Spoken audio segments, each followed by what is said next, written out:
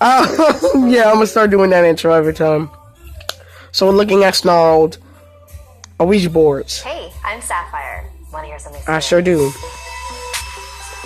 So you guys see on the screen something scary. This is another story from my cousin because she's the worst. She was about 16 and she was over at a friend's house for a slumber party. And her friend has a collection of really expensive porcelain dolls, like all along the shelves. She also had a Ouija board, and she really wanted to try it out that night.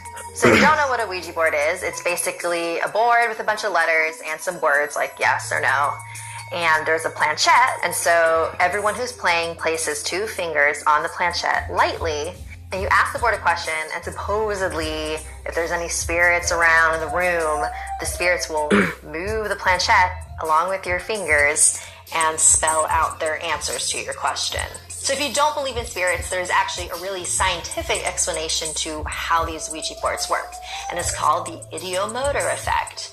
If everybody is focused on that answer, everyone's fingers will start moving that direction. And because there's so many other fingers other than yours involved, you don't think that you have anything to do with it. It feels like you're not moving it at all. So if you're using a Ouija board to talk to the spirits, supposedly you are opening a door to their dimension. And that's why it's really, really, really important to always properly say goodbye at the end of your session.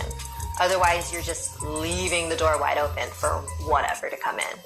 So I've seen plenty of videos debunking Ouija boards. I know all about the ideomotor effect. I know that there really isn't a reason I should be afraid, but I will never fuck with a Ouija board because... That's true. Sorry, I Ouija boards. made it go backwards. I know all about the ideomotor effect. I know that there really isn't a reason I should be afraid, but I will never fuck with a Ouija board because of stories like this one. So all the other girls at the party were totally down to play with the Ouija board, but not my cousin, and so she decided to just stand off in the corner and watch. So they lit some candles, and they started asking questions. Is anybody here?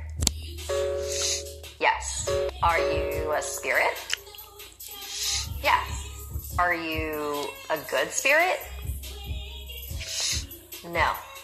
So some of the girls are pretty convinced that somebody is controlling the planchette. And so they asked my cousin, why don't you ask it something that no one here knows the answer to, and then we'll know if somebody's moving it. What animal am I thinking of? Turtle. And they all looked over at my cousin, and she was just wide-eyed and shocked. And that just made all the other girls even more excited. So they continued to play, and eventually they asked, where are you? D-O-L-L.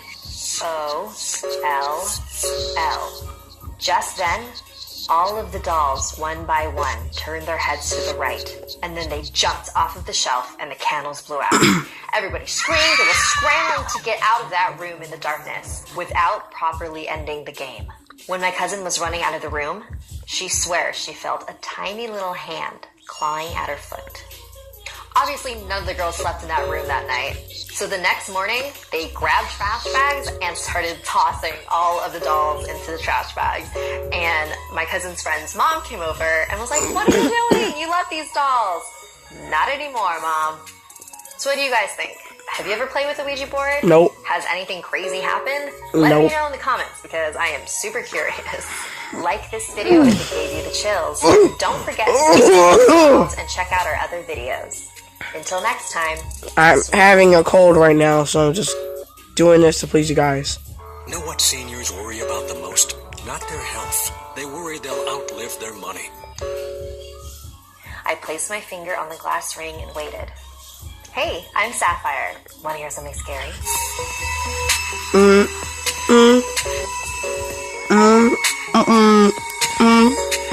The following is an abridged version of a story posted on the No Sleep subreddit by username Won't Think Straight. Thanks for agreeing to this, Sarah. Are you comfortable? Yes, I am. Okay, why don't we start with how you're feeling right now? Numb. Just like every other day. It never gets easier. I understand. What you've been through is tough. Why don't you take some deep breaths and let's start at the beginning, okay? Is that okay with you?